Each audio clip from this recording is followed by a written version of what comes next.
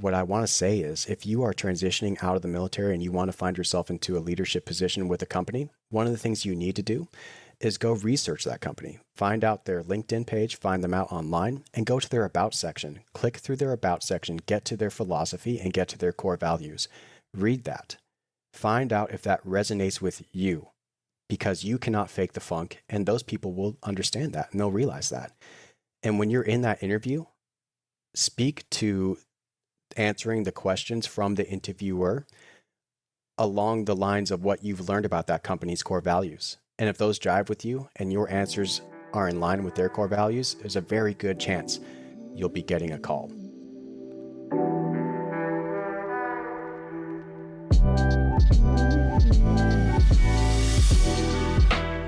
Hello, and welcome to the New Mission Career Transition Podcast. I'm your host, Chris Caprellian, and I'm joined by my co-host, sister, and talent management pro, Alexandra Caprellian.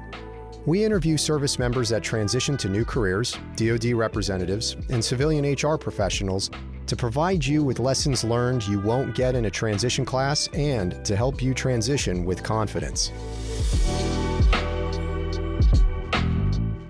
In this episode, we interviewed Dan Pierce, a Marine officer and prior enlisted Marine who had experience in aviation maintenance and then became a combat engineer. He got out as a company-grade officer and transitioned into the recruiting industry, where he works to help find talent to support the manufacturing industry in the United States. He's got a great story, and I'm very happy to share it with you, so stay tuned.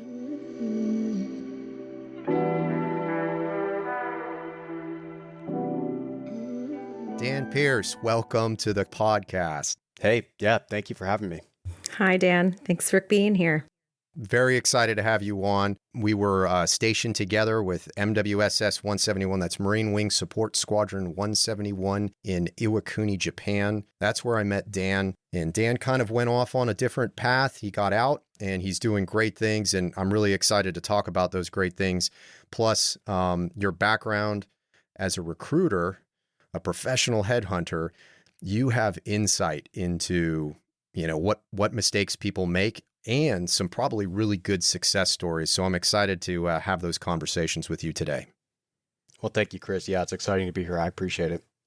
To start off, if you could tell our listeners a little bit about where you came from, how you got into the military, and give us a quick overview that leads up to perhaps your last duty station. Yeah, absolutely. So growing up, I was a Navy brat. My dad was a career Navy officer. He did a little over 20 years. I was actually born in Panama, in Central America. And from there, we ended up moving to California, Spain, Italy, Kansas, Texas, Nebraska. Just did a whole standard tour over his 20 years during my 18 years. And when we ended up getting to a point where I could enlist, that's exactly what I wanted to do.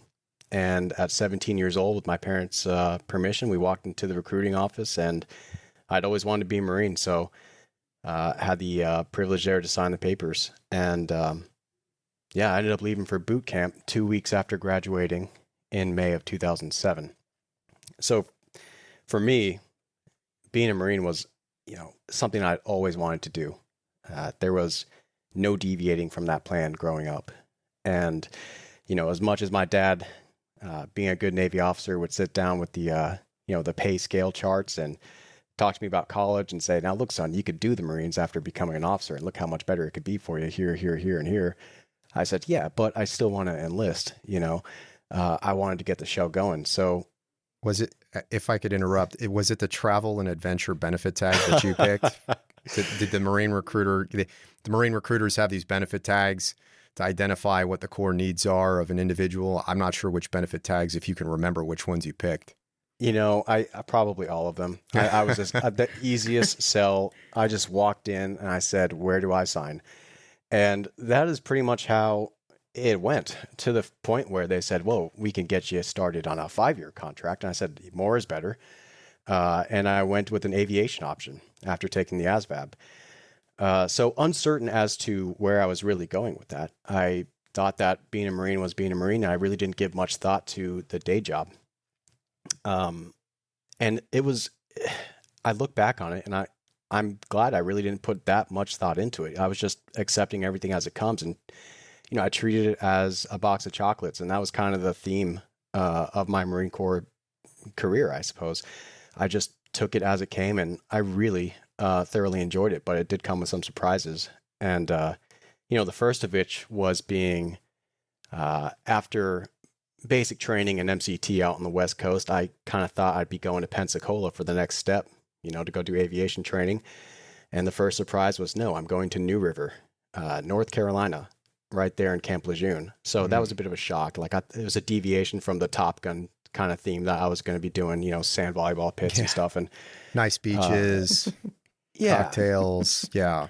Right. So New River isn't that bad, though. It's just further from the beach and maybe, not quite as sunny, but. Yeah. Right. And it had these things called CH-53 helicopters, which I wasn't even aware was a thing. It turns out they're like the size of a house and can lift one. So, they sent me over to New River, North Carolina, and I learned how to work on CH-53s there for about 3 or 4 months as a flight line mechanic. And, I'm 18 years old, barely having changed the oil in my car, and I'm learning how to change, rotor blades on this massive machine. And it was awesome, though. I was living the dream. And the next surprise came when everyone got their assignments and they were going out to different fleet units. And I was selected with another of my peers to go to HMX-1. This was another thing I had not heard of. Wow. But apparently the Marine Corps had a helicopter squadron akin to how the Air Force has Air Force One. We have Marine One. So I had been selected for presidential service. Now, this was, a shock to me, but it was an awesome opportunity.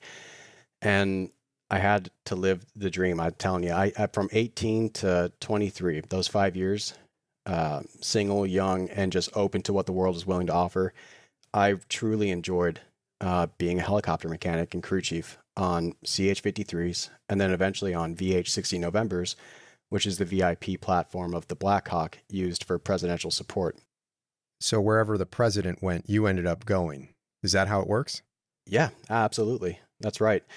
At first you had to work your way into that, right? It's not the PFC, right? So I had to scrub some bellies and grease some stuff and, learn the job first, right? And then eventually you worked your way up to it.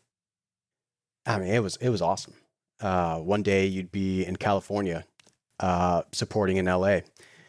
Then you'd fly 3 days back, get to your barracks room, touch your head to the pillow, and then the door kicks open and says, everyone who was just on that trip, get back up. We're going to support something that just took place off the Gulf. It was an emergency crisis response, actually. I think that was the Deepwater Horizon oil spill. We had, and that's the one I'm referring, right? Like that was a real life thing. The president wanted to be there. It wasn't planned. It wasn't scheduled, but got up, got back in the helicopter and flew south.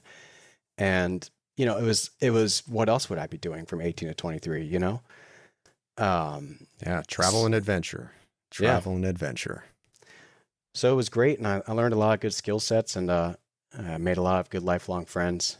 And it came to the point where around that 4th year, all of my friends from back home were beginning to graduate and have degrees and move on to other things. So I decided to get out the first time and pursue my degree. So I got accepted to Virginia Tech and loaded a U-Haul and drove, 4 hours from Quantico to Blacksburg and had an awesome experience down at Virginia Tech. Got really involved with it. Enjoyed that 4-year experience of just being a traditional college student. Well, I guess I was a veteran, so from 23, plus 4 years. It was a little bit odd to be 23 amongst 18-year-olds in a college setting, but yeah, to them maybe. For me, I really enjoyed it. So I had a great time there. I served as a student body president for the Student Veterans of America chapter there at Virginia Tech, and I worked at the Veterans Services office and really got involved. One of the things that happened while I was at Virginia Tech, 2 great things. One, I felt as if my time in the Marine Corps was not done. I ran into a lot of young aspiring officers that really motivated me. These guys that were wrapping up their junior and senior years and going back into the Corps the first time. And I decided that, hey, man, this is worth another shot for me. So sure enough, graduated, commissioned. And the second thing that came out of Virginia Tech was meeting my wife. And, had I never had gone this route, I never would have met her. So that's one of those kind of box of chocolate things, right? Like I just took it as it came, and I had a great experience, met my wife, got my commission, and rolled right back into Quantico. I did TBS, and then I decided I wanted to go see the ground side. For those of you listening, if you're not a Marine, every officer goes through TBS, or the basic school, where they learn to be provisional rifle platoon commanders. So you learn how to be a quasi grunt, and then those that go on to be grunt officers, they go through advanced training. So yeah, absolutely. And, I really enjoyed the time there, met a lot of great people, and felt a calling to go ground side. And I put combat engineer right there, 1302, at the top of the list. And I was so stoked when I got it. I was one out of 5 slots or something like that. It was a very coveted position, and I was fortunate to get it. And that that other box of chocolates thing, right? Like I thought I was going ESB or CEB or something like that, and sure enough, I got an MWSS, and I went right back to the wing. So great experience, though. Wouldn't trade it for the world. I really enjoyed that opportunity to go to Japan, and being in Iwakuni was phenomenal. My wife and I thoroughly enjoyed that opportunity to spend time over there, and I really did enjoy my position as a combat engineer platoon commander and eventually company commander. I got to do so many things and meet so many people and travel and build schools in Thailand, and just so many wonderful things that wouldn't be afforded to me had I not gone back in and tried something new. But from there, of course, I said to the monitor when the time came to get orders, place me anywhere. I just ask that you please do it on the East Coast, because my wife is a veterinarian, and California has some very strict rules about veterinarians coming to practice who have not been practicing. And because of her time with me in Japan, she had not been practicing her veterinary license to the degree which she could step in and start working in California. So the moral of the story is I told the monitor, location matters most. Please put me on the East Coast. Not really caring what the job would be. And it turned out that I got orders to MCRD Paris Island out here in Beaufort, South Carolina. Marine Corps Recruit Depot, where we make Marines. Yeah. Yeah. Absolutely. And a tough assignment, but they look for good officers and good Marines to go do that duty. So good on you.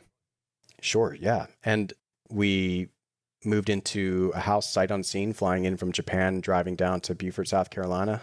And this was January of 20. And anyone who, knows very recent history, 2020 changed a lot of things, right?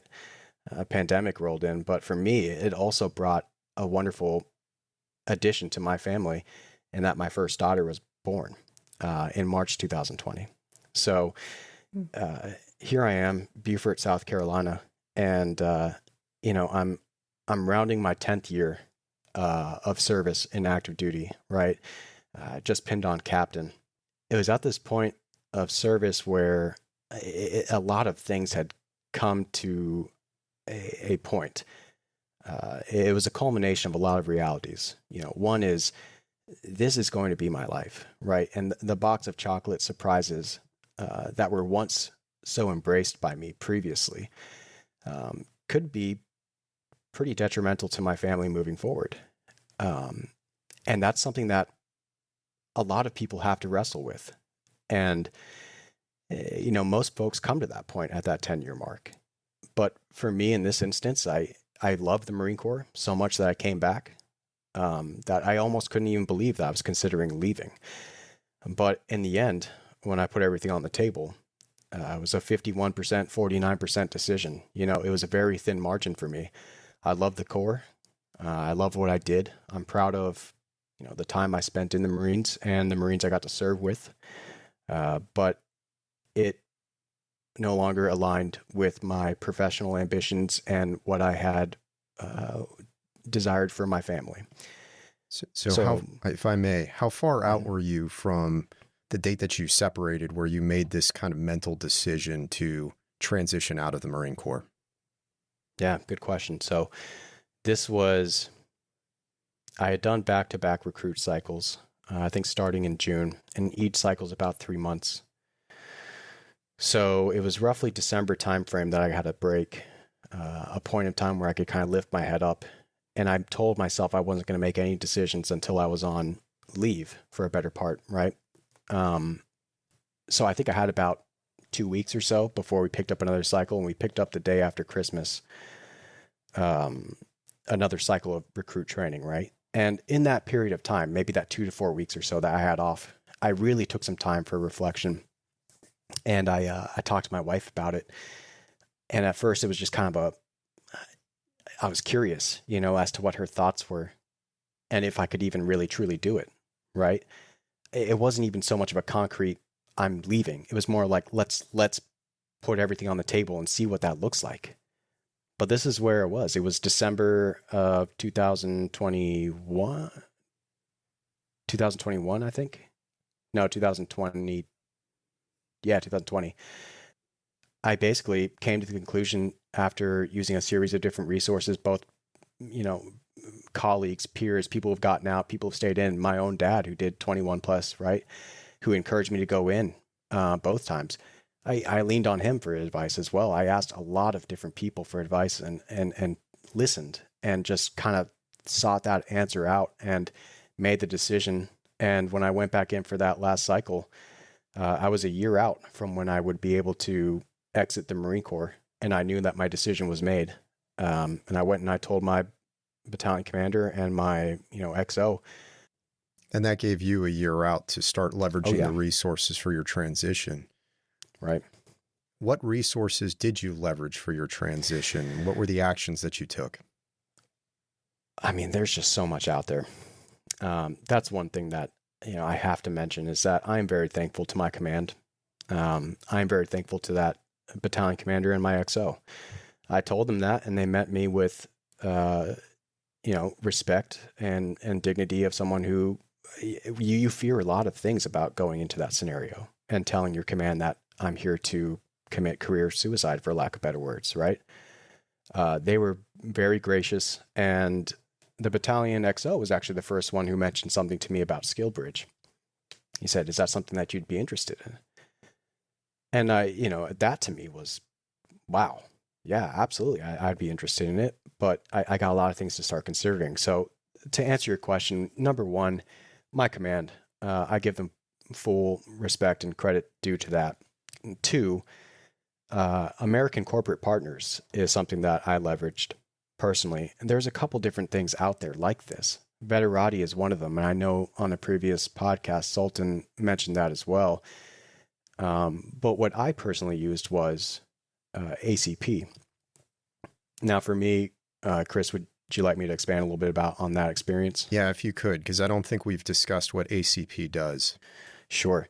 So American Corporate Partners pairs transitioning service members up with someone who has successfully done it in the past, A, or B, has not had any experience as a service member and is someone who's in the corporate world who's looking to contribute a mentorship role to someone looking to get out of the military and enter corporate life. So for me, it's a blind pairing, right? I went to ACP, it's a free service, and I said hi. And I was actually, Chris, I wasn't even signed the dotted line on my resignation yet. I still wanted to talk to someone at ACP first before I even made my decision, right? So I actually got paired with someone during that leave block between cycles, and I started talking to my ACP mentor before I even fully made the commitment to get out. And I asked them a series of questions about his experience, his background, and it was super helpful. And here's what I will say is most helpful about it.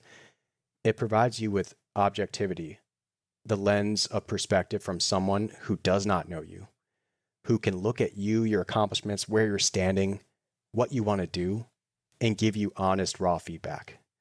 It's someone who can say, Dan, that's not a good idea. Or I don't think your resume truly aligns with that skill set. Or do you really think you're going to step into a corporate role as a plant manager and make $200,000 when you've never been in manufacturing before? It's someone who gives you that understanding of corporate world. I've heard others that have used ACP say similar things. Like sometimes the best information is the information you don't want to hear, which is the job you're looking for was outmoded by software 7 years ago. Yeah. Yeah. And, I really enjoyed using ACP. It was a year-long mentorship, and we connected at least monthly. I can share one thing that I really enjoyed about it that is something anyone can do. What I strongly recommend to anyone who's getting out of the Marines or out of the military in general is get a dedicated notebook, like your transition notebook. So sure enough, I ordered a little notebook kind of akin to the one that I took to commander's update briefs and things like that. And what I did was I just started writing down all sorts of transition thoughts and questions and things I wanted to ask my ACP mentor, or things I wanted to learn from informational interviews that I was about to start with when I was talking to people about transitioning. And one of the exercises I wanted to share here that I found was awesome was people sometimes don't know what they want to do when they're leaving the military. It's, for me, I was in that boat. I knew I wanted to get out. I knew that my main thing was that I wanted to have a better work-life balance, and I wanted to be there for my family without any, what's the word I'm looking for? I didn't want anyone having a say-so past work hours as to where I'd put my time, right? And that was my main thing. So one of the things that he asked me to do was not write down what I want to do, because I didn't know, but write down the things you don't want to do. And it's funny, I actually have my binder right here, my little notebook, right? And I'm looking back at notes from 2021, 2020. And I just, sure enough, I wrote down a whole list of things, right? Accounting, finance, anything crunching numbers, cubicle job. I didn't know what I was writing. I knew HR I wrote down, but the only thing I knew about HR was like Toby from The Office. I just knew I had no idea what HR did. I just knew that didn't seem fun when Michael Scott was yelling at him, right? So I had this kind of gap between my understanding of reality on the outside world, and I needed to put that down on paper. And it was an excellent exercise for me to identify what I think I did not want to do and then be critical about that. And one of those things I wrote down was recruiting and sales. Those were things I was pretty sure I didn't want to do. And one of the reasons is because sales, when you hear sales, right, it's, hey, I'm trying to reach you about your vehicle's extended warranty. Or, it's like, it conjures up sometimes a bad mental image of a career. Yeah, right. Like Alec Baldwin yelling, "Always be closing," Yeah, right. So for me, that exercise was super helpful. And if anyone's listening to this and they're like, they want to take something away, that's one thing I'd mention. It's a useful tool. It's something you can do while you're transitioning. Write down things you don't want to do and then talk about that with your mentor or with multiple people, and then prove yourself wrong. So, because you might be making poor assumptions as to what the job entails, and I think one of the cautionary tales, and maybe you can explain the cautionary tale or how to avoid it, is kind of what in our last episode, Sultan said, sometimes people reject the idea of certain jobs without really understanding what they entail, and you might be passing on a great opportunity. And I know you're a recruiter now, so sure. I'd kind of like to know how you avoided passing on a great opportunity. Right. And that's leading to the next thing, I think, is that informational interview. And that is huge. So for me, my first thought was, maybe I will go be a GS employee. And I could search USA jobs and then leave PI one day in uniform and come back in a suit and be a GS Joe. I would assume the role of a GS-12 doing something, hopefully logistics, maybe, I don't know, ops, right? So that was my kind of first nebulous thought of like my next step. I began doing informational interviews on base with GS employees. And And I talked to them, and it did sound like a good life. I don't want to knock it at all. But when I talked to a colleague of mine, he put it really well. He said, if you're going to break up with a girl, don't date her sister. And yeah, that's true. I was leaving the Marine Corps. Why would I go into federal service? So some of the reasons I was leaving the Marine Corps was replicated in federal service. And I saw that. So for me, that ended up being not something I wanted to do. And I found that out by informational interviews, right? The next thing I did is progress that thought and started talking to people who did consulting, right? Like, what is consulting? Everyone's doing consulting. First off, no one knows what it is. I'm kidding, but there's lots of different jobs out there, right? So I connected with people who work at places like Deloitte. I connected with people who were operations managers, who were recruiters, and I just picked their brains. I talked to them about what life was like. And that was a very useful thing for me to do. So how did you get from those informational interviews to a more clear path on what you wanted to pursue? Sure. So with that being said, a lot of that unveiled that opportunity can sometimes be driven by locality, right? By geographic location of where the job is. And a reality is a lot of service members, to find the job they want, may have to move for that job, right? It's not always going to be in Buffalo Barn Township, North Dakota, where you came from, right? It may be you have to go to a city to fulfill the role and experience that you're looking for. So for me, I started immediately talking to junior military officer placement firms that are all out there. There's multiple different type of recruiting agencies that focus and cater to military transitioning into the civilian world. And as I spoke to all of them, they said, yeah, sure, there's opportunities here, here, here, here, and here. And when I brought that to my wife and I said, well, we can go here, here, here, here, and here, she said, I want to stay here. I think we have a great thing going. I like this place. We have friends. We have a church. I have a job. And I think we just stay here. And so that became very clear to me that my location was not going to change. So I began looking at commuting distance.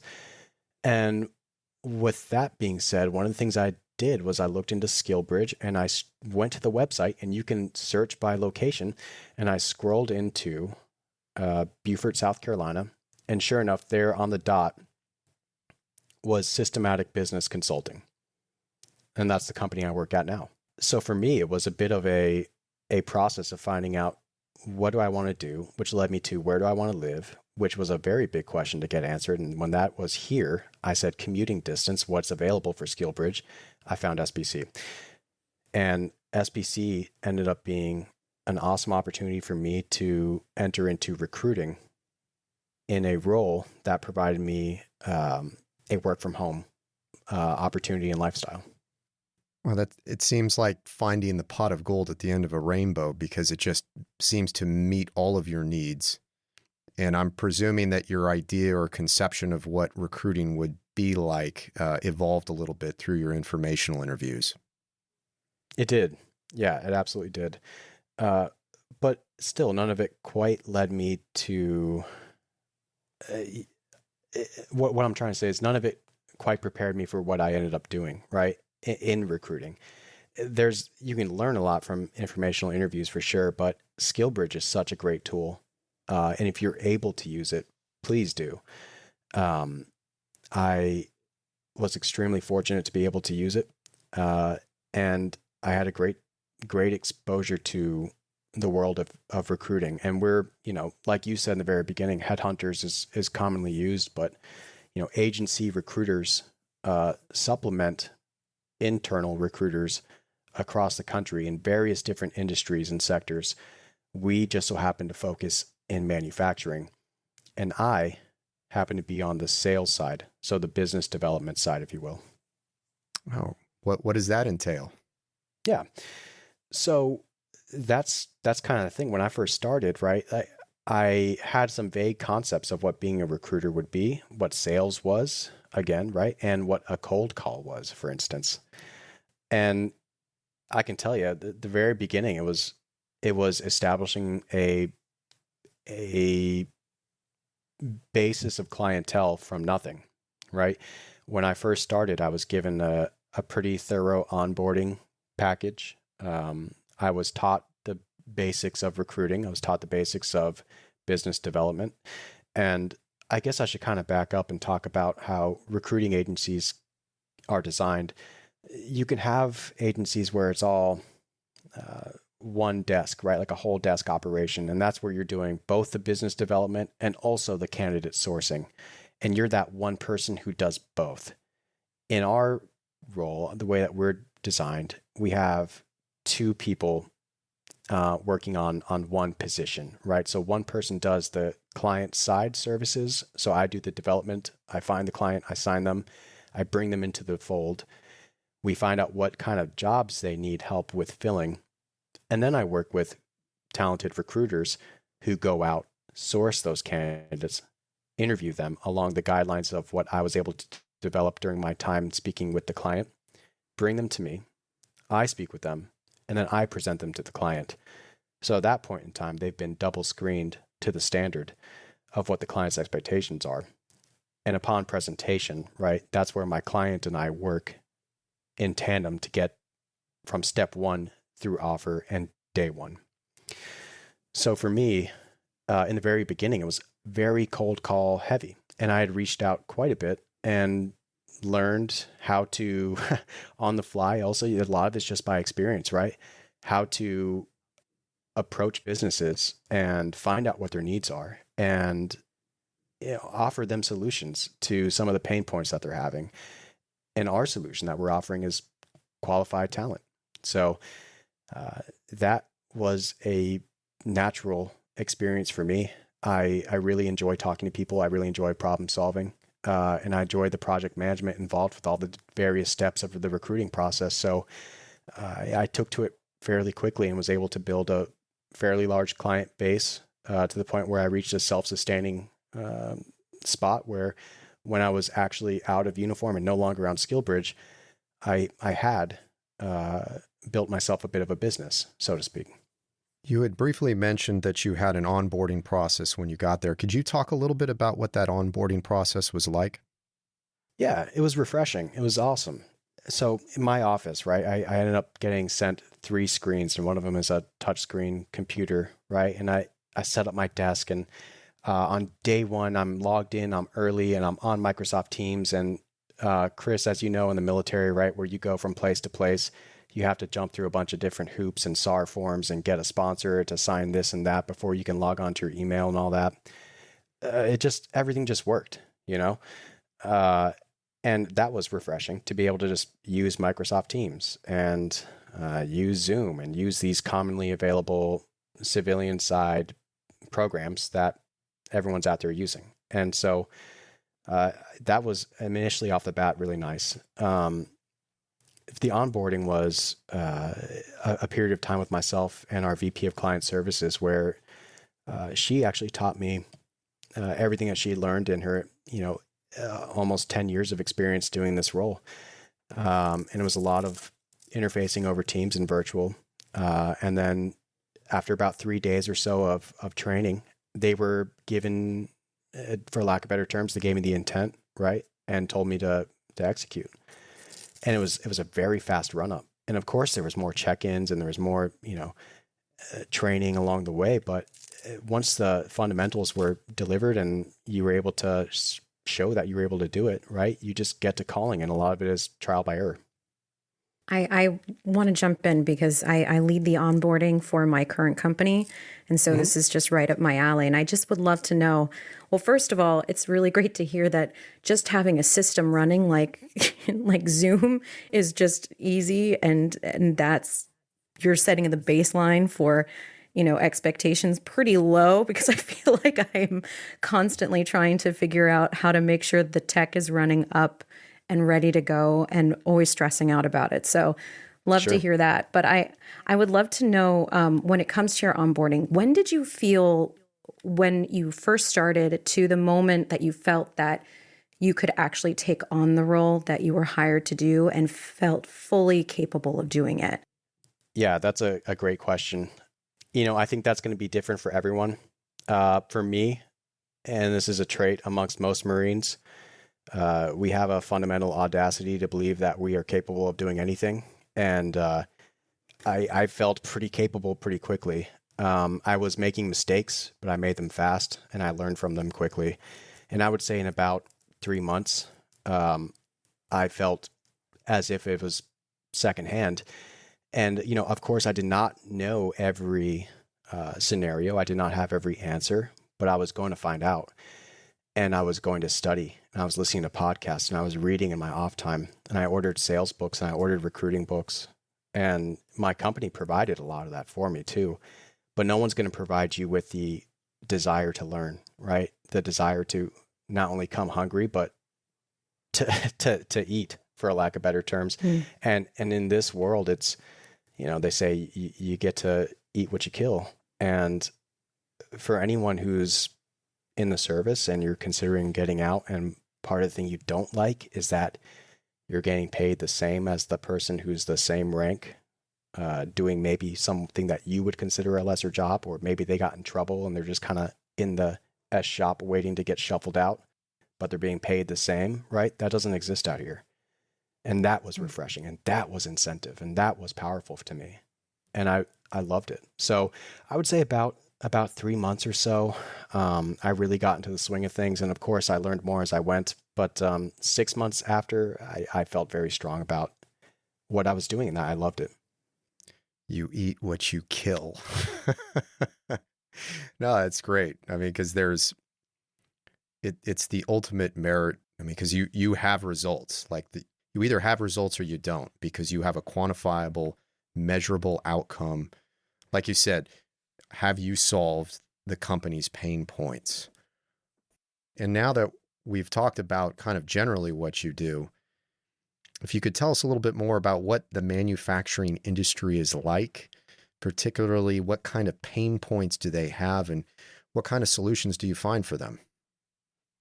Yeah, Chris, that's a great question. So manufacturing across the U.S. is so dynamic and so different. I mean, there's just so many different industries, right? I mean, from industrial commercial machinery production to plastics and rubber molding to food and beverage manufacturing.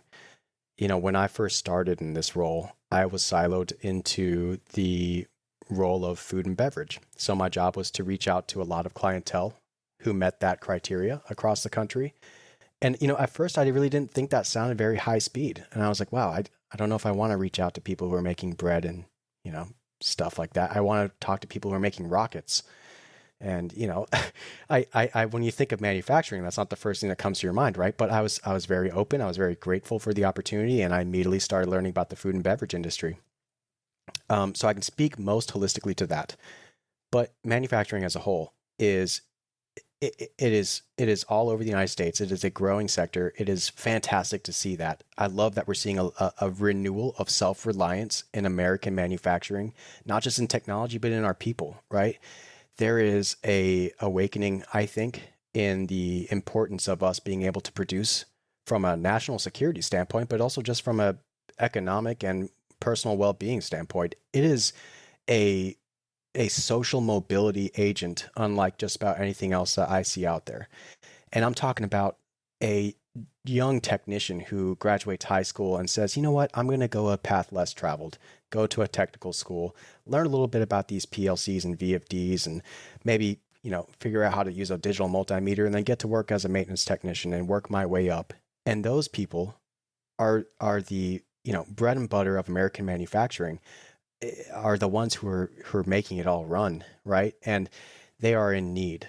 They are in great need for a lot of reasons.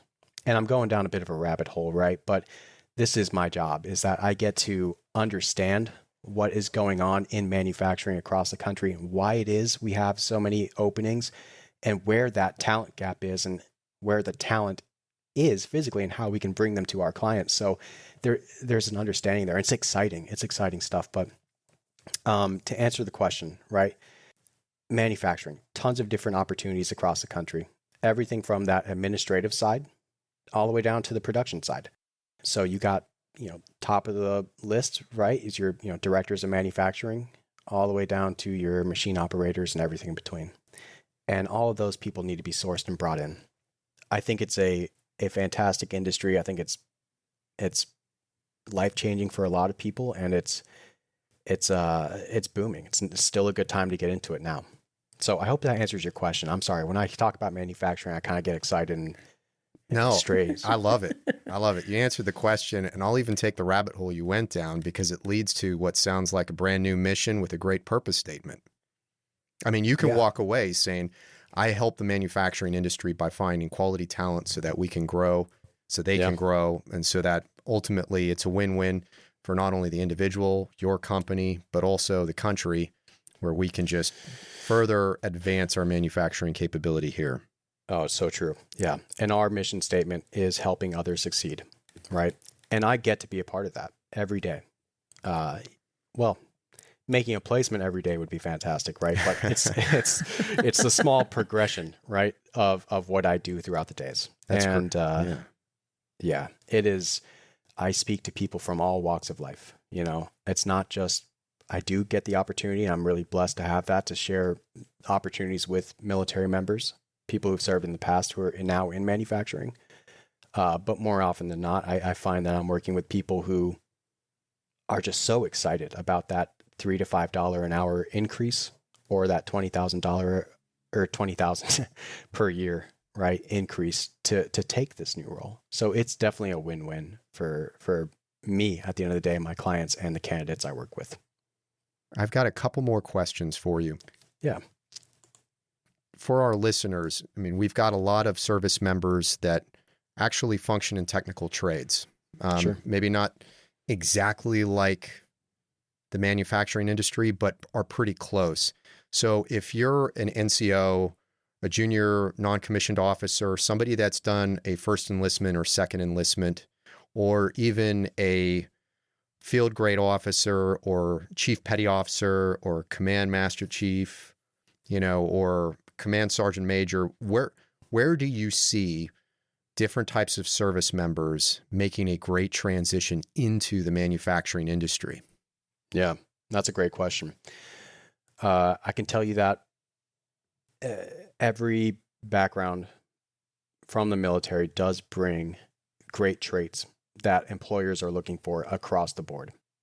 From every background, I think people in the military have some phenomenal things they're bringing to the table. And one is, it may sound kind of silly, but it's hard work. These are 24/7 facilities. The vast majority of them are running 3-shift operations. It's not unusual to step out of uniform where you were working 12 on 12 off as a helicopter mechanic, right? I used to be on night crew. I used to do swing shift as a helicopter mechanic in the Marines, right? There are people outside of the military in manufacturing doing these sorts of things. That alone is a barrier to entry, and one of the reasons that some people don't want to pursue this line of work. So coming out of the military, you are exposed to long hours, sometimes uncomfortable conditions. Maybe it's not always going to be temperature controlled environments. Sometimes you're in big industrial forges where you're making pipe for civilian water infrastructure, right? Or you're outside, or you're at a rubber facility or in a metal foundry, right? So you're used to austere environments, wearing PPE, things like that. You're responsible, you're punctual, you're respectful. There's so many soft skills and good things that people from our military are bringing to the workforce that should not be discounted. Some of the hard skills, though, those transferable things, I find do translate very well. And one of the best success stories I've had personally was I placed a gentleman who was Navy nuke E6. He was a technician on a submarine, right?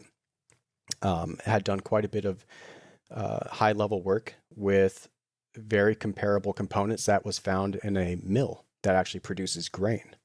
You wouldn't think it, right? But he knows his way around a digital multimeter. He understands lockout tagout procedures and arc flash training, right? He's not going to get shocked when he touches a 3-phase motor, right? He understands how those things work.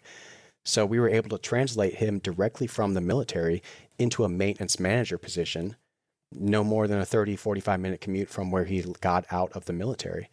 And that was, I actually just talked to the director of operations for that plant. I'm working on another position with them. And I just checked in, say, how's that gentleman doing? You know, we brought him to you almost a year ago now, and he's great.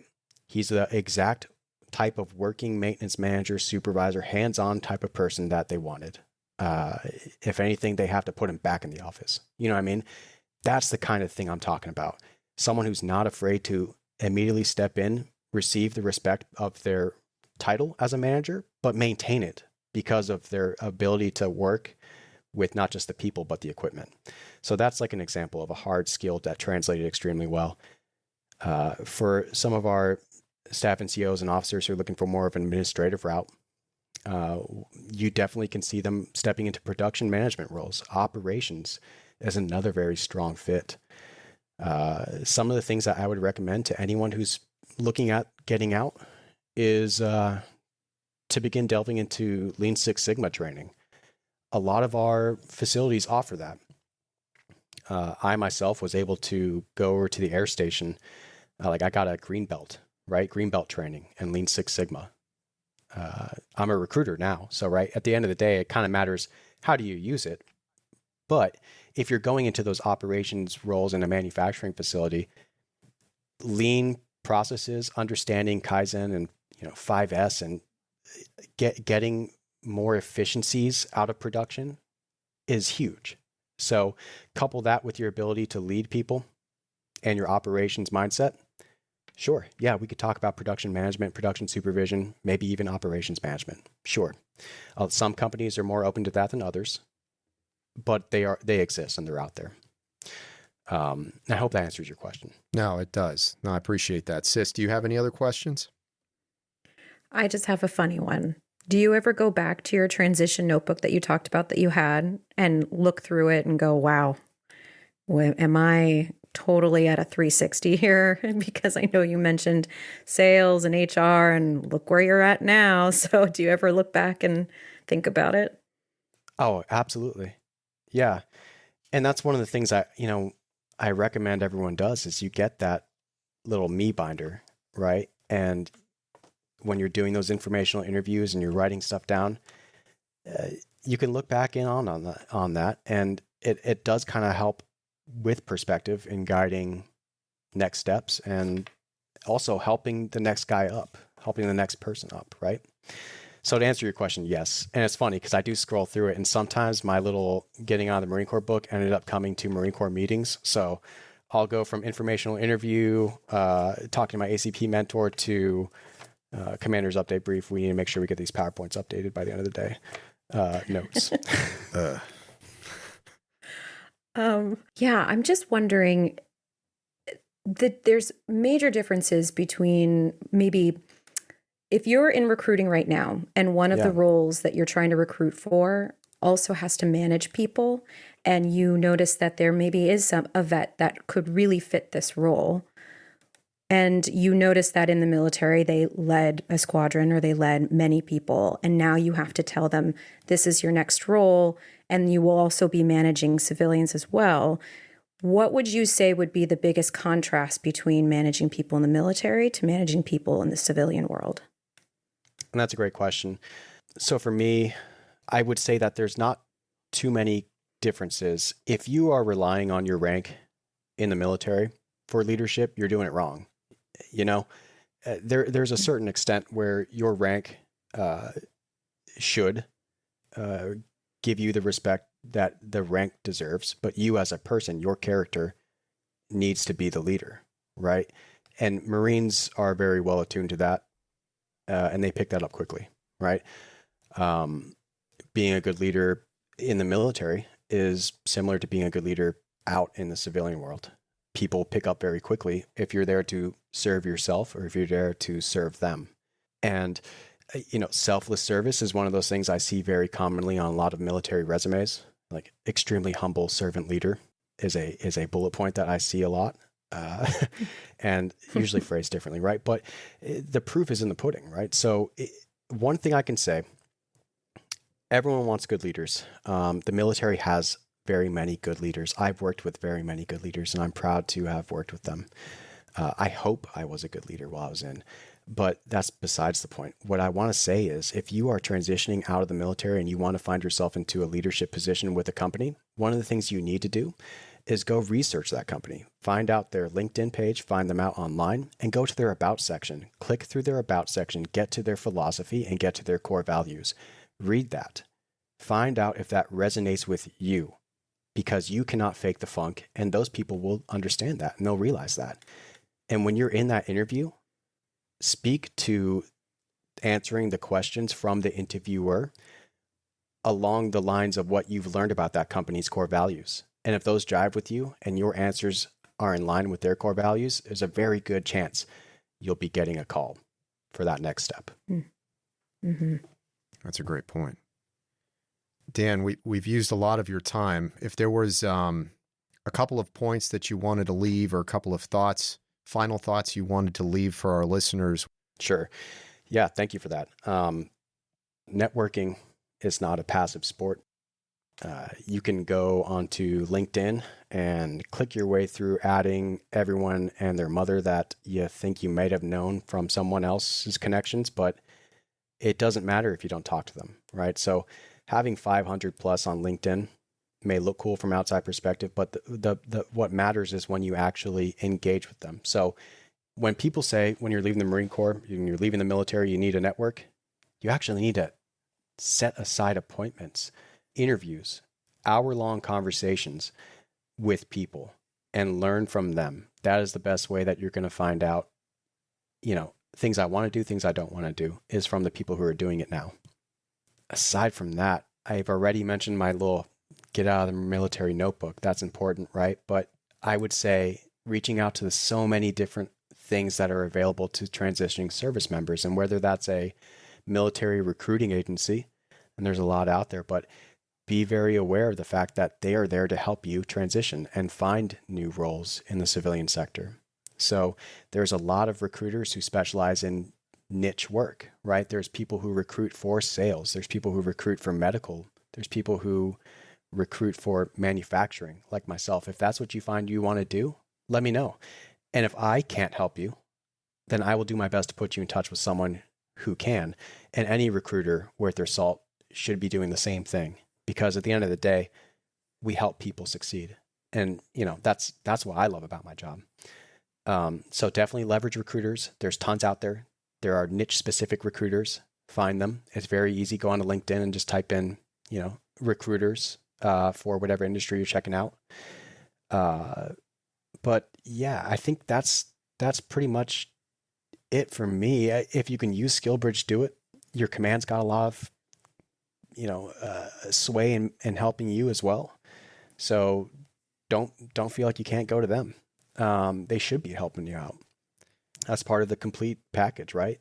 Making Marines and then returning them back to the civilian world as better human beings, right? Yeah, and it sounds like you had a very supportive command. I mean, that's great. I definitely did. Yeah. Hey, so before we let you go, if we have listeners that think of questions that we didn't think of, or they want to get in touch with you, how can they find you? Right. Yeah. Well, I'm on LinkedIn. The best way you can find me, just go in, type Daniel Pierce, right? Or I suppose you can use my LinkedIn URL. You can do that, or I'll put it in the speaker notes as well, or the episode notes. Perfect. We'll do that. That's great, Dan. Hey, I really appreciate your time doing the deep dive into the manufacturing industry, talking about your lessons learned throughout your transition. You bring a lot of value and covered some ground that we haven't discussed beforehand. So I really appreciate it. And thanks for everything. No, Chris, thank you. It was really a pleasure. And Alexandra, thank you for your time as well. Oh, thank you for being here. All right. I'll talk to you later, Dan. We'll talk to you later. Take care. And Dan Pierce has left our virtual studio. That was great. Your thoughts, sis? Yeah, no, I thought it was really great. I do want to clarify when I mentioned, when he said, onboarding and, just making sure that the Zoom was set up and he was happy about it. And I said low bar. It's just, it is crazy, the coordination that is included when it comes to onboarding. And so I am constantly every day wondering what's going to go wrong today. What did I miss? What did I forget? You know, is this person going to be okay with their setup on their first day? How many slacks am I going to get? Wondering, you know, all these questions. And so if I could just lead with more thoughts of thinking, okay, as long as they have their necessary setup and their emails functioning, then maybe that should be good enough. I can tell you from the military perspective, if you got a computer that's running that you're going to use for onboarding and it actually fires up in less than 5 minutes, like that's a win. Oh, wow. Yeah. That's awesome. That's a win. I mean, it's gotten a little bit better, but there are some people right now that are like looking at their laptops in front of them, wanting to throw it through the window. You know, and some of that is just the nature of some of the software that's loaded on these things to protect from hacking and cyber intrusion. And so it slows things down. So that's when he says like, hey, I got a computer that works. Like, man, I know exactly what you're talking about. That's almost liberating. No, I get it. And I've seen you work your hiney off just prepping for onboarding for clients for the company that you work for too. So yeah, I thought it was great. Now I'm going to have to go blow the dust off of my green monster and start plotting my own thoughts down. Well, this wraps up another great conversation, and thank you very much for listening. If you're interested in supporting this podcast, please follow New Mission Career Transition on Spotify, Apple Podcasts, iHeartRadio, or other podcast apps. You can follow us on Instagram at New Mission CT, that's New Mission Charlie Tango. We would also love to hear your feedback. You can DM us on Instagram or send us an email at newmissionct@gmail.com. We'll get back to you as soon as we can. If you're preparing for your own transition, know that I'm right there with you. So until next time, stay focused.